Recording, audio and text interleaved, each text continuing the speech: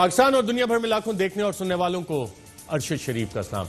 नाज़रीन, आज supreme court of Pakistan में कोरोना वायरस से रिलेटेड खुद नोटिस सुओ मोटो केस की समाअत हुई और उसमें जो बेंच था और honourable chief justice Gulzar Ahmad उनकी जो ऑब्जर्वेशंस इस हवाले से आई हैं उससे हमें पता ये लग रहा है कि जो इस वक्त निज़ाम हमारा चल रहा है उसमें फॉल्ट लाइन्स कहाँ कहाँ पे हैं और ऑनरेबल बेंच के मेम्बरान की जितनी भी ऑब्जर्वेशंस हैं वो रेड फ्लैग उन्होंने रेज़ किया है। ख़ास तौर पे कोरोना के हवाले से भी, फिर लग्जरी गाड़ियाँ जो सिंध हुकूमत ले रही थी उस हवाले से भी, जो पायलट्स के लाइसेंस का इशू है उस हवाले से भी, और काफ़ी ऑब्जर्वेशन सीरियस किस्म के हैं। वो क्या ऑब्जर्वेशन हैं प्रोग्राम में आगे चल के उस हवाले से आपको आगाह करेंगे। साथ साथ आज नाज़रीन बजट सेशन के दौरान वज़ीर आज़म इमरान खान साहब कौमी असम्बली में आए और काफ़ी उन्होंने अपनी हुकूमत की पॉलिसी, कारकर्दगी, कोरोना वायरस से निमटने के हवाले से, माशी तौर पे फ़ॉरेन पॉलिसी के हवाले से ईवान को एतमाद में इस हवाले से लिया। लेकिन जवाब में जो तकारीर आई पाकिस्तान पीपल्स पार्टी के चेयरपर्सन बिलावल भुट्टो की और ख्वाजा आसिफ साहब की, उसमें काफ़ी सारे क्रिटिकल सवालात भी अपोजिशन की तरफ से उठाए गए। तो क्या हुकूमत के पास उन सवालात के जवाबात होंगे? लेकिन आज की एक इंटरेस्टिंग चीज़ थी, जब सेशन हुआ तो unlike the past practices prime minister साहब को अपोजिशन ने बड़े तहम्मुल के साथ सुना और आज ईवान का माहौल फॉर अ चेंज कुछ बेहतर था, जो कि पार्लियामान में होना भी इसी तरह चाहिए कि ट्रेजरी बेंचेस और अपोजिशन दोनों एक दूसरे की बात सुने और उस पर जो भी हेल्दी क्रिटिसिज्म है, चीज़ें हैं, वो पॉइंट आउट करें ताकि पॉलिसी मेकिंग का जो इशू है, जो ईवान का बुनियादी काम है, वो आवाम की बेहतरी के लिए आगे चल सके। साथ साथ नाज़रीन एक और अहम सुप्रीम कोर्ट ऑफ पाकिस्तान ने सुओ मोटो एक्शन लिया है। कल शाम को ऑनरेबल जस्टिस काजी फायद ईसा साहब की अहलिया ने सेक्रेटेरिएट पुलिस स्टेशन में एक एप्लीकेशन जमा करवाई कि ऑनरेबल जस्टिस काजी फायद ईसा साहब को जान से मारने की धमकियां दी जा रही हैं। इस हवाले से उन्होंने एक वीडियो USB में वो भी पेश की और इस पे आज सुबह हमारी इत्तलात है कि चीफ जस्टिस साहब ने इसका बाकायदा तौर पे नोटिस ले लिया है कि derogatory contemptuous scandalous language against the institution of judiciary and honourable जजेस। कल तक मैंने भी ये वीडियो नहीं सुनी हुई थी, लेकिन जब मैंने ये वीडियो सुनी तो बाकायदा तौर पे आपको ये सवाल उठता है कि ये हो क्या रहा है और क्या सुप्रीम कोर्ट ऑफ पाकिस्तान ही को इसका नोटिस लेना पड़ेगा, बाकी इदारे इस हवाले से क्या करें। इतलात ये भी है कि सेक्रेटेरिएट पुलिस स्टेशन ने ये मामला FIA को रेफ़र कर दिया था कि जनाब ये तो साइबर क्राइम्स के ज़ुमरे में आता है, तो हम इस पर कुछ नहीं कर सकते। एक इंतहाई सीरियस मामला है जिसका कि नोटिस लिया गया। मैं अपने पैनलिस्ट का आपसे तारुफ करवा दूँ। इस्लामाबाद स्टूडियोज़ में हमारे साथ मौजूद हैं information minister senator Shibli Faraz साहब, बहुत शुक्रिया प्रोग्राम में शिरकत करने का। साथ ही हमें ज्वाइन कर रहे हैं खुर्रम दस्तगीर खान साहब, साबिक वफाकी वज़ीर, MNA है पाकिस्तान मुस्लिम लीग नवाज के। आप दोनों का प्रोग्राम में शिरकत के शुक्रिया। मिनिस्टर साहब, इंतहाई सीरियस मामला है, इस पे हुकूमत ने कुछ कार्रवाई अभी तक की कि नहीं की, या सुप्रीम कोर्ट को सुओ मोटो कार्रवाई करनी पड़ेगी? और क्या आपने वो क्लिप देखा है जिसमें आगा इफ्तिखारुद्दीन मिर्ज़ा उन्होंने डेरोगेटरी अल्फाज इस्तेमाल किए हैं, ना सिर्फ जस्टिस काजी फायद ईसा के हवाले से बल्कि बाकी तमाम जज साहिबान जो सुप्रीम कोर्ट के उनके हवाले से भी? नहीं, मैंने ये क्लिप तो देखी नहीं क्योंकि आज पार्लियामेंट में और हमारी मसरूफियत काफ़ी थी। लेकिन मैं ये ज़रूर कहूँगा कि देखें, अभी जो जिस तरह के ये मीडिया में जो स्पेशली जो सोशल मीडिया में जिस तरह के आपको पता है कि एक ऐसा एक ये फील्ड है जिसमें कि हर किस्म की एक्सेस है हर किस्म के लोगों को। इसके लिए जो पेमरा वो साइबर क्राइम लॉ बना था उसमें भी काफ़ी सुकम है, उसमें कई खामियां हैं। गो कि उसका जो रिस्पॉन्सिबल है वो FIA है, लेकिन ना उनकी एक्सपर्टीज़ हैं और ना जो जजेस इसको ट्राई करते हैं। ये काफ़ी सोफिस्टिकेटेड किस्म का एक फील्ड है जिसमें कि अभी बहुत सा काम करना ज़रूरी है। रह गई बात स्कैंडलस मवाद की, तो जाहिर है कि कुछ चीज़ें तो कॉन्स्टिट्यूशन भी प्रोटेक्ट करता है, कुछ उनको इंस्टीट्यूशंस को, और वैसे भी जो है तो इस किस्म का स्कैंडलस मवाद जो कि मुआशरे में एक बेचैनी या एक गैर यकीनी की सूरत हाल या गलत इंफॉर्मेशन फैलाए, वो तो किसी सूरत में एक्सेप्टेबल होना भी नहीं चाहिए। तो जाहिर है कि इसको जो रेलेवेंट अथॉरिटीज़ हैं इसमें काम करेंगी और देखेंगी कि ये इसको किस तरह से, अभी हम इस पे काफ़ी काम वैसे कर रहे हैं और पार्लियामेंट आपके में। ख्याल में हुकूमत को प्रोएक्टिवली इस मामले को नहीं देखना चाहिए था कि जब एक ऑनरेबल सिटिंग जज ऑफ द सुप्रीम कोर्ट उनकी एहलिया ने एक एप्लीकेशन फाइल की है इस हवाले से, तो हुकूमत भी कुछ इस पे काम कर लेती, देख लेती उसको? नहीं, वो तो देखें, जहाँ तक एक्सेस ऑफ लॉ है, यानी लॉ की अवेलेबिलिटी, वो तो मेरा ख्याल है हर पाकिस्तानी का हक बनता है। हर पाकिस्तानी को उसी तरह से कोई भी हो बिला इम्तियाज़ किसी ओहदे के, उसको जो है तो प्रोटेक्शन और उसको उसकी जो दादरसी है वो तो करनी चाहिए। सो आई डोंट थिंक इस केस में कोई इतनी एक्सेप्शन होनी चाहिए, बट नेवरदलेस सारे पाकिस्तानी इसकी जो भी उनकी जब भी कोई उनकी वो हो FIR हो या उस पर अमल दरामद हो, उसके लिए इक्वली उस पर वो करना चाहिए, अमल दरामद करना चाहिए। खुर्रम दस्तगीर साहब, अब तो आप अपोजिशन में, लेकिन ये कवानीन ख़ास तौर पे इलेक्ट्रॉनिक क्राइम एक्ट 2016 आपने बनाया था और हमने जो आम इसमें देखा है कि आम शहरी हों या पॉलिटिकल विक्टिमाइजेशन के लिए तो ये इस्तेमाल होता है, लेकिन जो जेन्युइन केसेस हैं, अब मुअज़्ज़िज़ जज साहिबान तमाम के तमाम जो जुडिशरी के हैं उनके हवाले से इस तरह की हेट स्पीच आ रही है और उस पर कार्रवाई नहीं हो रही, लेकिन पॉलिटिकल ओपोनेंट्स के खिलाफ क्या कार्रवाई के लिए ये इस्तेमाल हो रहा है? जी, उनके जब पॉलिटिकल अपोनेंट्स के खिलाफ कार्रवाई करनी है, उसके लिए तो किसी कानून की जरूरत नहीं। आराम से राना सनाउल्लाह पे 20 किलो हेरोइन डाल दें नकली, वो 7 महीने जेल में सड़ता रहे किसी, और हुकूमत के मकासद पूरे। और एक ऐसी हुकूमत जिसके वजीर आजम बजरिया सदर पाकिस्तान उस जज के खिलाफ रेफरेंस भेजने वाले हैं जो क्वाश हुआ है चंद दिन पहले, तो इनसे तो हमें कोई उम्मीद नहीं है कि ये जो है जस्टिस काजी फायद ईसा की हिफाजत के लिए कोई काम करेंगे।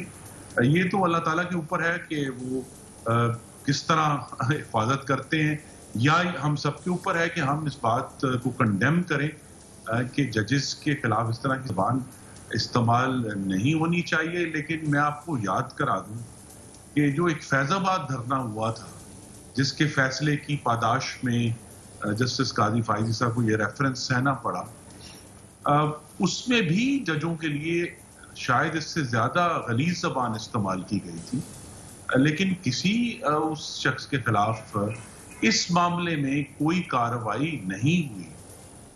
और ये मामला जो है, अब ये देखना है कि हुकूमत इस पर क्या एक्शन लेती है। सुप्रीम कोर्ट ने सो मोटो लिया है अपने एक साथी जज की हिफाजत के लिए और अदलिया की। ना सिर्फ जस्टिस काजी फायद ईसा, उसमें तकरीबन तमाम मुअज़्ज़िज़ जज साहिबान जो सुप्रीम कोर्ट के, मैंने आज खुद वो वीडियो सुनी है, उन सब के हवाले से उसमें गलीज किस्म के अल्फाज इस्तेमाल किए गए हैं। और ये मामला जो है, चले नहीं देखिए ना, इसमें बड़ा सिंपल है कि जब सुप्रीम कोर्ट ने ठीक है सो मोटो लिया, लेकिन चाहिए ये था कि वजीर दाखिला आज खुद असेंबली में आते, वो मुंतखब रुकन है, और ये कहते ऐवान को कि जी ये मामला हमारे लिए नाकाबिले बर्दाश्त है और हम इसकी फौरी तौर पर इंक्वायरी करेंगे। लेकिन हर चीज चूंकि सुप्रीम कोर्ट के धक्के से अगर करनी है, फिर हम देखें कल क्या होता है। चलें, कल इस पे सो मोटो है और इस पे यकीनन ऑनरेबल चीफ जस्टिस साहब जिन्होंने सो मोटो लिया है, वो ये भी देखना चाहेंगे कि जो इससे माजी में कैंपेन चली थी ऑनरेबल चीफ जस्टिस के हवाले से, उसमें भी कोई डायरेक्शंस दी गई थी DG FIA को, उस रिपोर्ट का क्या हुआ? क्या उसमें कुछ लोग आइडेंटिफाई हुए? कौन कौन लोग आइडेंटिफाई हुए? ये बहुत बड़े सवालात हैं। और ये बाकायदा हेट कैंपेन्स एक मैकेनिज्म के जरिए चलाई जाती हैं, मुनज़्ज़म किस्म की कैंपेन्स चलाई जाती हैं, और अगर इसका खुरा तलाश करने की कोशिश की जाए तो FIA के लिए ज़्यादा मुश्किल काम नहीं होगा। आज नाज़रीन, वज़ीर आज़म पाकिस्तान कौमी असम्बली में आए, तो खुर्रम दस्तगीर साहब, एक अच्छा वज़ीर आज़म ने बड़े मुफस्सिल किस्म के पॉलिसी बयान दिए तमाम इशूज़ पे, लेकिन पाकिस्तान पीपल्स पार्टी के चेयरपर्सन उन्होंने कहा कि जी ये आवाम के लिए नहीं था। ख्वाजा आसिफ साहब आपकी पार्टी को लीड करते हैं, उन्होंने कहा कि जी ये आवाम के लिए नहीं था। कुछ उन्होंने कहा कि शायद किसी और के लिए ये तकरीर की गई है। तो वज़ीर आज़म के इनिशिएटिव को आप लोग किस नज़र से देख रहे हैं? क्या है इसके मामलात? अपोजिशन के रहनुमाओं के ऊपर हेरोइने डाल के गलत केस बना के, शायद खकान अब्बासी हो, एहसन इकबाल हो, शहबाज शरीफ हो, तो अब वज़ीर आज़म जो है वो फॉशिज्म के अगले लेवल तक पहुंच गए हैं, जिसमें जो फॉशिस्ट लीडर है वो हकीकत से दूर हो जाता है। तो आज की सारी तकरीर जो है वो हकीकत के बरक्स थी। जो वज़ीर-ए-आज़म का कंफ्यूजन है वो आप अपने शो में भी और दूसरे बहुत सारे जो आपके साथी एंकर्स हैं वो दिखा चुके हैं कि कंफ्यूजन असली था। और वज़ीर-ए-आज़म की तकरीर जो है वो हर हफ्ते बदलती रही है। पहले फ्लू था, सिर्फ बूढ़ों को होता है, फिर कहा नहीं ये फ्लू नहीं है, एहतियात करें। पहले कहा अच्छा जी मास्क पहनना जरूरी नहीं है, फिर कहा जी मास्क पहन लें। मैंने सूबों को कहा कि तो वो जो पूरा कंफ्यूजन है उसमें बहरहाल एक बात मुश्तरक रही है और वो ये है कि वज़ीर-ए-आज़म पहले दिन से अपनी बेहिसी और बेहरकती और बेअमली से पाकिस्तान के अवाम की जानें बचाने में नाकाम है। ये एक कांस्टेंट है क्योंकि जितने भी स्टेप लिए, चाहे वो एनसीओसी ने लिया, जो भी लिया, अरशद साहब, उसका नतीजा ये है कि आज भी हर गुजरते दिन के साथ जो पाकिस्तानी इन्फेक्ट हो रहे हैं उनकी तादाद बढ़ रही है, जो मुझे दुख से कहना पड़ा हलाक हो रहे हैं कोरोना के हाथों उनकी तादाद बढ़ी है। तो अपनी बिल्कुल एक यकसर नाकामी जिसमें पाकिस्तानियों की लाशें इन्वॉल्व हैं, उनको कहना कि जी मेरा कोई कंफ्यूजन नहीं है, वो कैसे कह सकते हैं? वो कैसे कह सकते हैं? और मुझे बड़ा इस पे हैरानी भी हुई कि उनको ब्रीफ किसने किया है।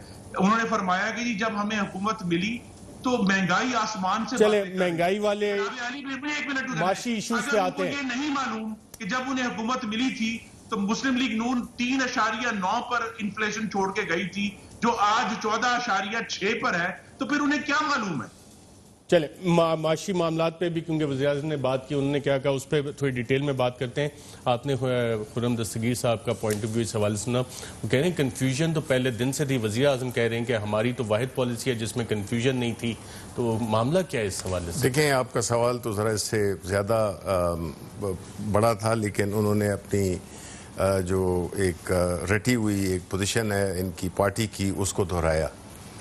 खान साहब की जो आज तकरीर थी वो सिर्फ एक कोविड पे नहीं थी बल्कि पूरे मुल्क का, जिस तरह आपने बिल्कुल दुरुस्त कहा कि एक बड़ी मुफस्सल और एक बड़ी जामे किस्म की तकरीर की, जिससे उन्होंने मुल्क की इकॉनमी पे, मुल्क के रिफॉर्म्स पे, कोविड पे, अकाउंटेबिलिटी पे, इन और फॉरेन पॉलिसी पे उन्होंने बातें की।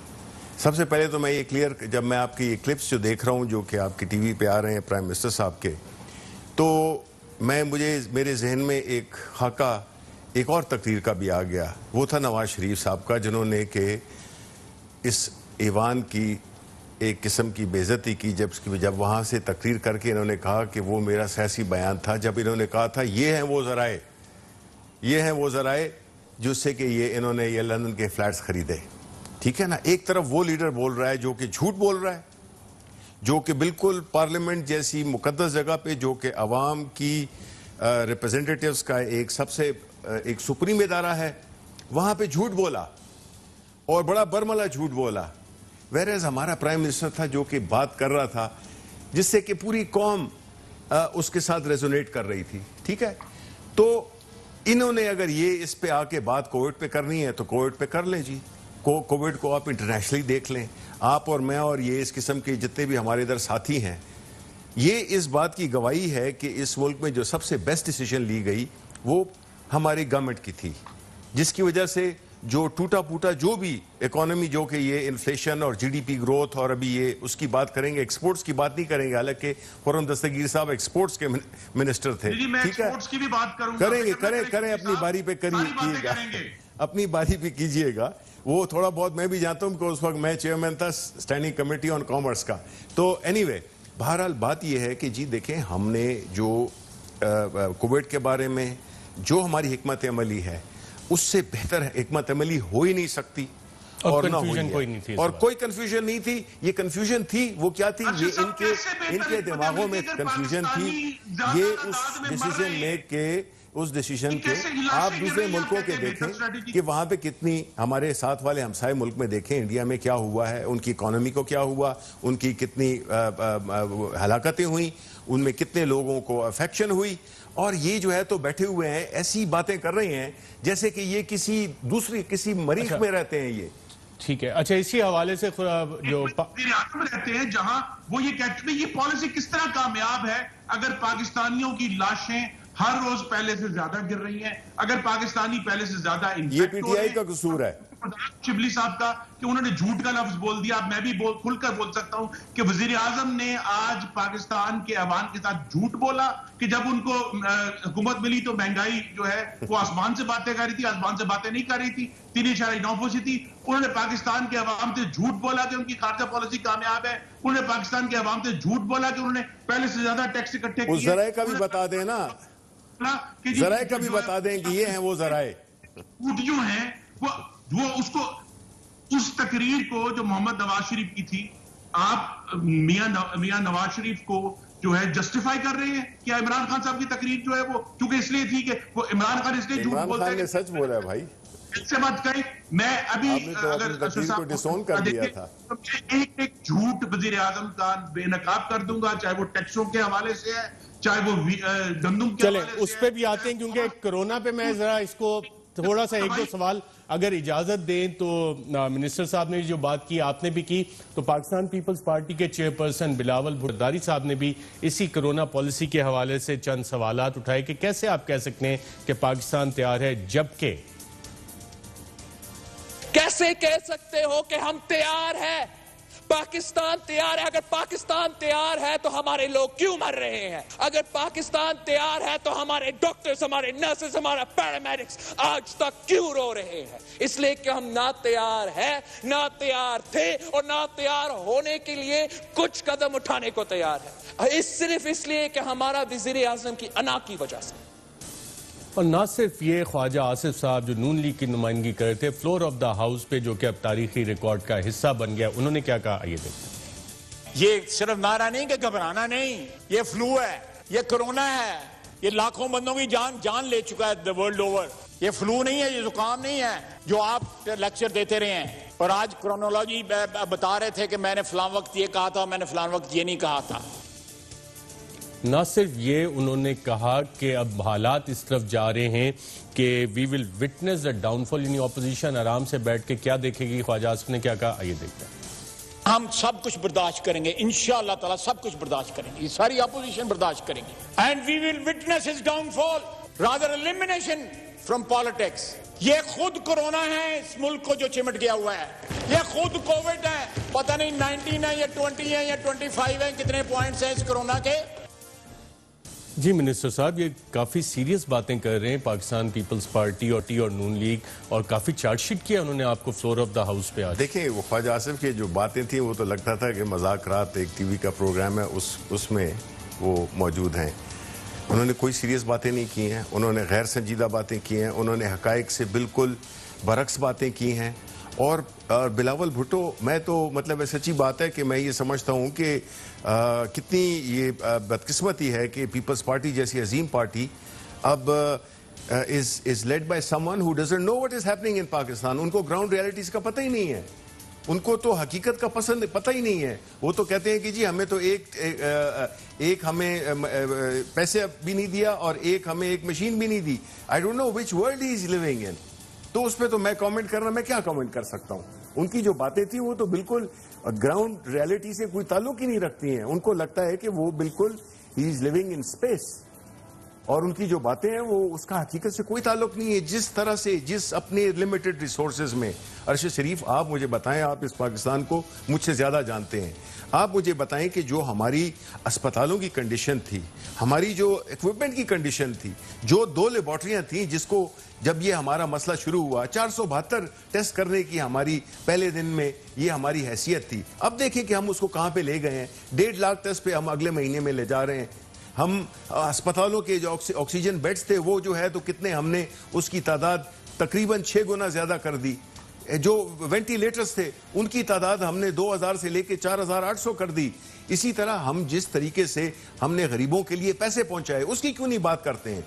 जिस एहसास प्रोग्राम के जरिए इतने लोग, गरीबों की भी बात कर लेते हैं। ये तो गरीबों का सोचते नहीं है, फर्क यही है इनकी सारी गुफ्तगू में। अगर आप देख लें, गरीबों की बात करते हैं, आवाम की बात कर लेते हैं। आवाम की बात कभी नहीं करेंगे, ये सिर्फ मरने की, ये उन लोगों की बात कर रहे हैं जो कि मरात याफ्ता हैं। ये उन लोगों की बात नहीं करते हैं जो कि दिहाड़ी करते हैं, जो कि जिनके छोटे कारोबार हैं। ये तो जमातें ही हैं उसकी, उन लोगों की एक स्टेटस को की जमातें हैं जो कि इस मुल्क में जिन्होंने के इस मुल्क के गरीबों का खून चूसा है। तो ये इनका तो कोई ताल्लुक ही नहीं है उसके साथ, और ना उनके बारे में परेशानी है। वैसे जो हमारा प्राइम मिनिस्टर है उसको उन्हीं लोगों की परेशानी है जो कि इस मुल्क का असल वारिस है, जिन्होंने इस मुल्क में रहना है। इनका क्या है जी, इनकी जायदादें बाहर हैं, इनके बच्चे बाहर हैं, कानून से भागे हुए हैं, उसी पार्लियामेंट में खड़े होकर बात करते हैं, ऐसे लीडर को डिफेंड कर रहे हैं जिसने खुद थोड़ी गुर्बत की और अवाम की भी बात करते हैं, क्योंकि वजीर आजम ने माशी हालात का भी जिक्र किया।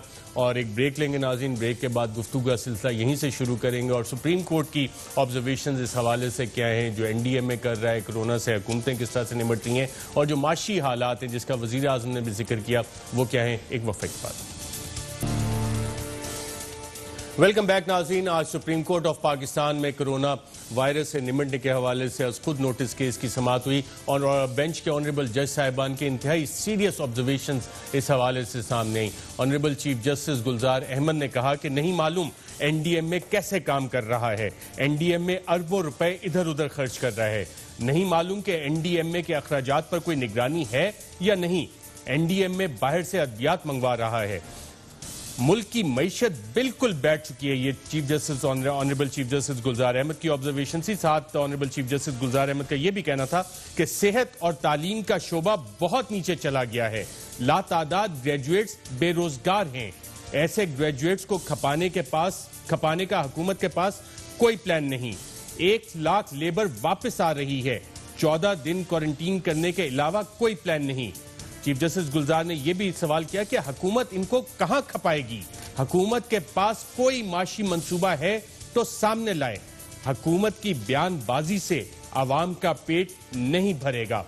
अटॉर्नी जनरल ने कहा कि NDMA ने हंगामी हालात में निजी कंपनियों को मशीनरी मंगवाने की सहूलत दी, जिस पर चीफ जस्टिस गुलजार अहमद साहब की ऑब्जर्वेशन थी कि निजी कंपनी का मालिक 2 दिन में अरबपति बन गया होगा, नहीं मालूम बाकी लोगों और कंपनियों के साथ क्या हुआ।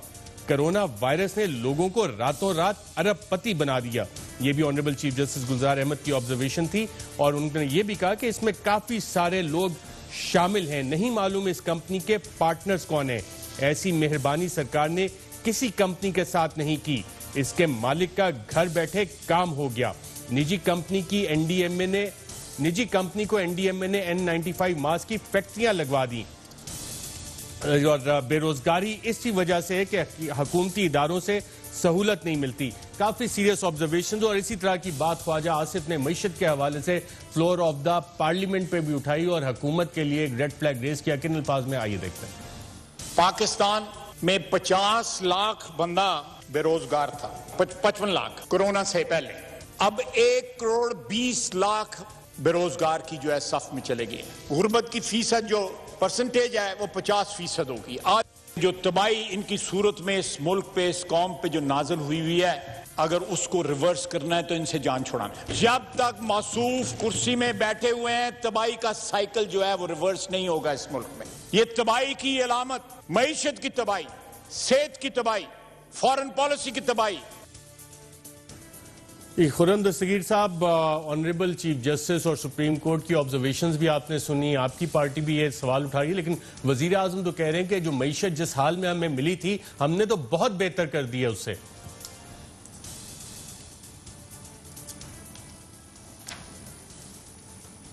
जी, खुर्रम दस्तगीर साहब की आवाज में ख्याल कोई टेक्निकल इशू हो गया, म्यूट नहीं। खुर्रम दस्तगीर साहब मेरे ख्याल आप म्यूट चेक कहीं, म्यूट तो नहीं कर दिया आपने। शिबली फराज साहब, आपने ख्वाजा आसिफ साहब को सुना और कहा कि जब तक आप लोगों से जान नहीं छुड़ाई जाएगी ना मईशत बेहतर होगी, ना फॉरेन पॉलिसी बेहतर होगी, ना दीगर मामलात होंगे। और फ्लोर ऑफ द पार्लियामेंट पे ये कह रहे हैं। ये इनकी ख्वाहिश हो सकती है, ये इनकी आरजू हो सकती है, लेकिन इनको इंतज़ार करना पड़ेगा। बल्कि मैं समझता हूँ कि इनकी सियासत ख़त्म हो चुकी है। उसकी वजह यह है कि जिसका लीडरशिप डिस्क्रेडिटेड हो गई हो जिस पार्टी की, उस पार्टी में फिर कुछ नहीं रहता। अब ख्वाजा आसिफ साहब ये बातें कर रहे हैं, ऐसी बातें कर रहे हैं कि बीइंग एन एक्स बैंकर जो कि ये थे, मुझे समझ नहीं आती है कि एक ऐसे हालात में जिसमें कि सारी दुनिया की इकोनॉमीज, आप अमेरिका को देख लें, आप यूरोप को देख लें, आप मिडल ईस्ट को देख लें, सबकी इकोनॉमीज हुई हैं और ये कहते थे कि लॉकडाउन करें, फुल लॉकडाउन करें। This is what they wanted कि ये पूरी मुल्क की मईशत बैठ जाए, खुदा ना खास्ता। चूंकि हमने गरीबों का सोचा, हमने मुल्क की इकोनॉमी को सोचा, हमने लोगों की जानों का सोचा, तो हमने एक ऐसी हिकमत अमली दी जिससे कि ये सारी चीज़ें हो जाएं। वरना आप देखें कि जितनी भी मुल्कों की जो वो हैं जीडीपी ग्रोथ्स हैं, कोई -6 है, कोई -10 है, कोई -4 है।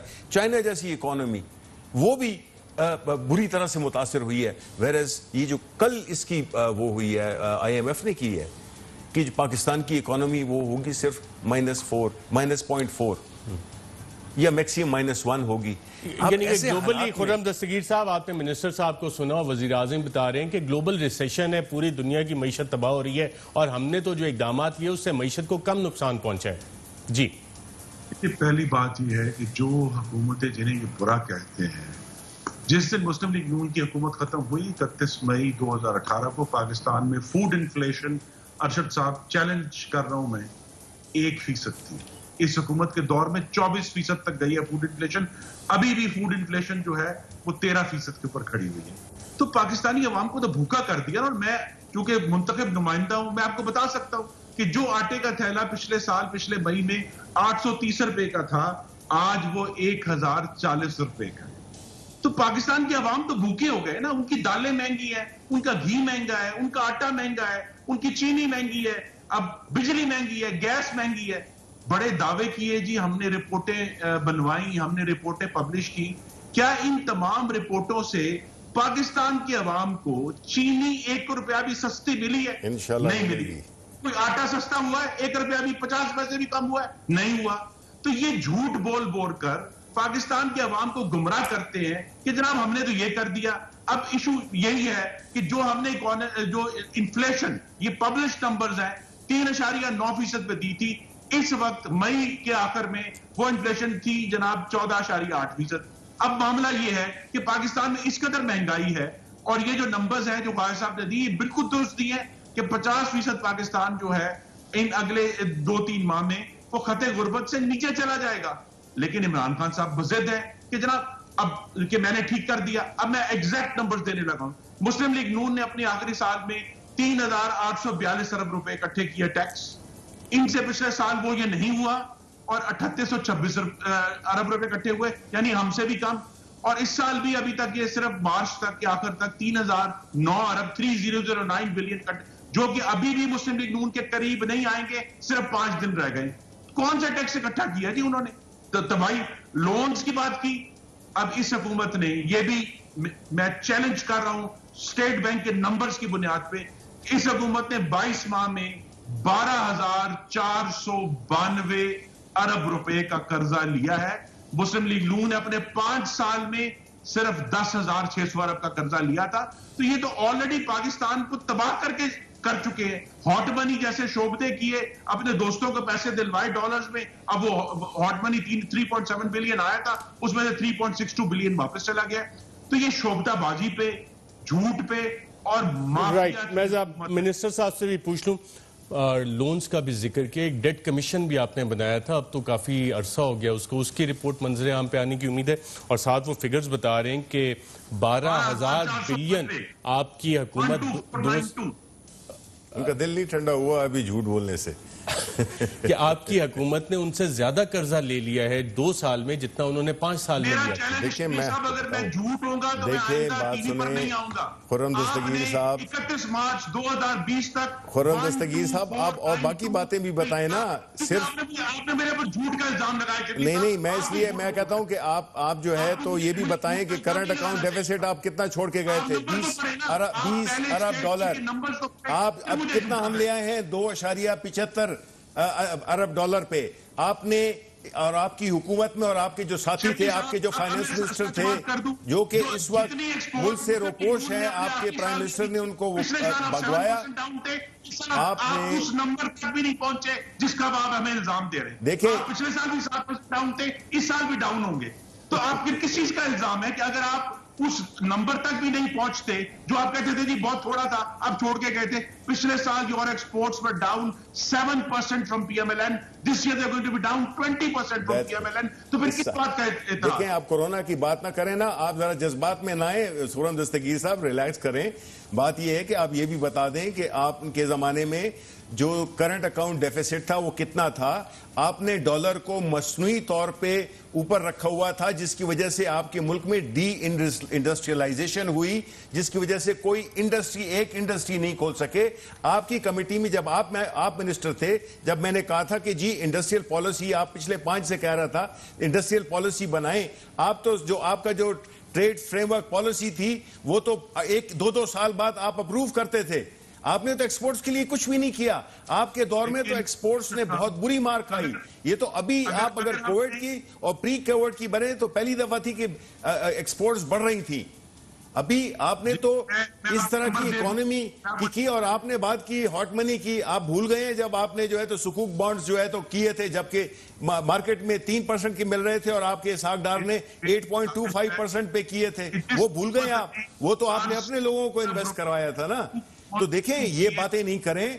आपको पता है कि इस वक्त मुल्क के क्या हालात हैं। ये आपके दिए हुए तोहफे हैं, ये ओवरनाइट ठीक नहीं होंगे। आपके जमाने में कभी कोई शुगर प्राइस की रिपोर्ट सरेआम आई? आपके जमाने में कोई एयर क्रैश की रिपोर्ट सामने आई? खुर्रम दस्तगीर साहब, अगर एक एक करके बात करेंगे ना तो क्लैरिटी आएगी और आपकी आवाज भी क्लियर आएगी, क्योंकि आप स्काइप पे हैं तो क्रॉस टॉक में आपकी आवाज दब जाती है। तो अब अच्छा, ये कर्जों की बात को थोड़ा आगे लेकर चलते हैं और इसी हवाले से आज फ्लोर ऑफ द हाउस पे भी जो सवाल उठा, मैं सवाल भी जरा सुन लें। एहसन इकबाल साहब ने जो सवाल किया और जो कर्जों की फिगर्स खुर्रम दस्तगीर साहब दे रहे हैं वो एहसन इकबाल साहब ने भी दी, लेकिन सवाल साथ किया क्या, आइए देखते हैं। हमने 5 सालों में 10,000 अरब का कर्जा लिया।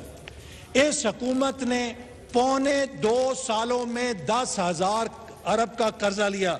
जनाब स्पीकर, अगर हमने कर्जा लिया तो हमने साहिवाल पावर प्लांट लगाया, हमने पोर्ट कासिम पावर प्लांट लगाया, हमने कराची के अंदर 2200 मेगावाट का न्यूक्लियर पावर का प्लांट शुरू किया, हमने क्रोट हाइडल प्लांट शुरू किया, हमने दासू हाइडल प्रोजेक्ट शुरू किया, हमने द्यामीर भाषा के लिए जमीन मुकम्मल की, हमने RLNG के 3 प्रोजेक्ट लगाए, हमने ट्रांसमिशन लाइंस बिछाई, हमने लाहौर मुल्तान मोटरवे बनाई, कराची हैदराबाद मोटरवे बनाई, मुल्तान सखर मोटरवे बनाई, वेस्टर्न रूट बनाया, गवादर कोयटा हाईवे बनाई, गवादर खुशदार रतोडेरो हाईवे बनाई, हमने इसी तरह जगलोट स्कर्दू रोड बनाई, हमने और बेशुमार इस तरह के वेस्टर्न रूट और मंसूबे बनाए। हायर एजुकेशन के जरिए चप्पे चप्पर पर यूनिवर्सिटियां बनाई। तो हमने तो 10,000 अरब के अंदर इस मुल्क के चप्पे चप्पे पर डेवलपमेंट के मंसूबों के जाल फैलाए। ये बताएं कि 10,000 अरब कर्जा लेकर 2.25 सालों में आपने कहां पर कोई एक ईंट लगाई है, सवाए ये कि अपने खसारे और अपनी नाकामी की कीमत पाकिस्तान के अवाम के गर्दन के ऊपर मुसल्लत कर दी है। जी मिनिस्टर साहब, पहली बात तो ये कि इन्होंने जितने भी प्रोजेक्ट का जिक्र किया तो ये गलतफहमी मेरा ख्याल है इनको नहीं होनी चाहिए कि ये CPEC के प्रोजेक्ट थे, जो कि चाइना गवर्नमेंट ने और पाकिस्तान के इश्तराक से जो बनी। तो इसको CPEC के प्रोजेक्ट को पाकिस्तान मुस्लिम लीग नून का प्रोजेक्ट ना बनाए, ये चाइना पाकिस्तान इकोनॉमिक कॉरिडोर का प्रोजेक्ट्स हैं। दूसरी ये कि इसमें एक चीज़ ये भूल गए, जो ये कह रहे हैं ना कि हमने ये बनाया ये बनाया ये बनाया, उसमें ये बताना भूल गए कि इन्होंने एवन फील्ड बनाई, इन्होंने बाहर जायदादें बनाई, उसका भी जिक्र कर देते ना। क्यों नहीं सवालात का जवाब दे रहे? इनसे तो सवालात, जिस तरह के प्राइम मिनिस्टर ने आज कहा कि जब उन्हें उनकी जो उन पे तो इन्होंने वो किया, मुकदमा किया, तो प्राइम मिनिस्टर ने तो कोई भागे नहीं, उन्होंने तो सवालात के जवाब दिए, मनी ट्रेल दी। उन्होंने तो ये नहीं कहा कि जी ये मेरे साथ सियासी विक्टिमाइजेशन हो रही है। तो ये प्रोजेक्ट्स को शोकेस करके इनको साथ में पूरी इक्वेशन बतानी चाहिए। आपको पूरी इक्वेशन बतानी चाहिए कि ये एक तो CPEC के प्रोजेक्ट्स हैं और साथ इसी में से मिनिस्टर साहब कह रहे हैं कि आपने एवन फील्ड भी बनाया, वो भी जिक्र कर देते हैं। बिल्कुल जी, वजीर आजम आज तकरीर के बाद एक तकरीब में तशरीफ ले गए कौमी असम्बली से निकलकर, जहां उन्होंने 1142 मेगावाट का CPEC का प्रोजेक्ट था, उसके ऊपर दस्तखत किए। तो शिबली साहब कह दें कि हम उसका PTI उसका क्रेडिट नहीं लेगी, इसलिए कि वो CPEC प्रोजेक्ट है। अगर वो ये कह देंगे तो हम भी नहीं लेंगे, चले नहीं। लेकिन वजीर आजम साहब बन रहे हैं, वो तो उसका तो मुल्क में अगर खिची कैनाल इतने सालों बाद कंप्लीट हुई तो मुल्क में कंप्लीट हुई ना, अगर जो है लवारी टनल कंप्लीट हुई तो मुल्क में कंप्लीट हुई, अगर कराची में 2 न्यूक्लियर प्लांट आज भी बन रहे हैं तो मुल्क में बने ना, लेकिन किसके दौर में बने? मोहम्मद नवाज शरीफ के दौर में बने। आपसे बर्दाश्त नहीं होता बहुत कुछ कि ये मोटर आज भी अगर पेशावर से सक्कर तक मोटरवे बनी हुई है और पूरा मुल्क जो है उस आशश कर रहा है, तो वो किसकी कंट्रीब्यूशन है? वो मोहम्मद नवाज जी का विजन है। अगर बलूचिस्तान में 1800 किलोमीटर की सड़कें बनी है तो वो किसका विजन है? अगर गवादर में आज इतनी बड़ी डेवलपमेंट हो रही है, उसकी ईस्ट एक्सप्रेसवे, एयरपोर्ट, पूरी पोर्ट डेवलप हो रही है, तो वो किसका विजन है? वो मोहम्मद नवाज शरीफ का विजन है। वो 12,000 मेगावाट खुद ही बन गए पाकिस्तान में, जिनसे जो है वो इस मुल्क की जो लोड शेडिंग दूर हुई है, वो मोहम्मद नवाज शरीफ का विजन है। वो अगर 2000 किलोमीटर की ट्रांसमिशन लाइंस बिछी हैं, हाई टेंशन भी लो टेंशन भी, तो वो किसका विजन है? वो मोहम्मद नवाज शरीफ का विजन है। अब आप ये कहते रहे कि नहीं जी नहीं, कोई बात ये है कि आपके पास भी पिछले 2 साल पीएसडीपी उसी तरह था जिस तरह मुस्लिम लीग नून के पास था, लेकिन आपने तो एक ईंट भी नहीं लगाई। आपकी कोई प्रोजेक्ट नहीं दिखा सकते जो आपने बनाया हो। सिर्फ एक जो है 107 अरब के खड्डे हैं जो पेशावर पे हमें नजर आ रहे हैं, उसके अलावा हमें कोई चीज नजर नहीं आई कि आपने ये 650 बिलियन का जो कहते थे पीएसडीपी है, वो आपने कहां खर्च किया। तो मेरा सवाल रहेगा कि एक नया कमीशन बनना चाहिए जो 12,492 अरब का कर्जा इस हुकूमत ने लिया है, उसकी छानबीन करे कि जनाब ये पैसे किधर गए, ये कौन ले गया। मैं बताता हूं किधर गए। दूसरा इशू ये है, मुझे मुकम्मल करने दें आप जिब्री साहब। दूसरा इशू ये है कि आप ये कहते रहे कि जी हमने, और उन्होंने फरमाया भी कि जी 5,000 अरब के हमने जो है वो पिछले कर्जे वापस किए। तो जनाब आली 8,900 अरब के कर्जे तो हमने भी वापस किए थे। ये रिकॉर्ड में इनकी अपने इकोनॉमिक सर्वे में लिखा हुआ है। तो हर हुकूमत पिछली हुकूमतों के जो है कर्जे वापस करती है। आपको तकलीफ ज्यादा इसलिए हुई कि आपने हॉट मनी की माफिया नवाजने के लिए पाकिस्तान का इंटरेस्ट रेट 13.25 पे रखा, उनको नवाजा, और जब उनको नवाज चुके थे आप, उसके बाद आपने इंटरेस्ट रेट कम करना शुरू कर दिया और पाकिस्तान का बेड़ा गर्क कर दिया, क्योंकि सिर्फ उनको नवाजने के लिए आपने पाकिस्तान की इंटरेस्ट पेमेंट्स जो मुस्लिम लीग नून के दौर में 1400 अरब रुपए थी, वो अब 3,000 अरब क्यों हुई हैं? क्योंकि आपकी गवर्नमेंट ने आके इंटरेस्ट रेट डबल कर दिया। तो अपने फैसलों के जो कॉन्सिक्वेंसेज हैं वो आप पेश करने से घबराते हैं। और फिर अगली बात मैं फिर कहूंगा कि वो तमाम जो करंट अकाउंट डेफिसिट और एक्सपोर्ट्स की कहानी, बात यह है कि मुस्लिम लीग नून के दौर में पाकिस्तान के गरीब को रोटी मिल रही थी। चले शुक्र है गरीब का नाम आपके मुंह से सुना। आज जो है 830 रुपए से अगर 1,040 का मैं यहाँ पे जरा एक वक्फा ले लूं, तो ये भी इमरान खान के हाथों पर खून है।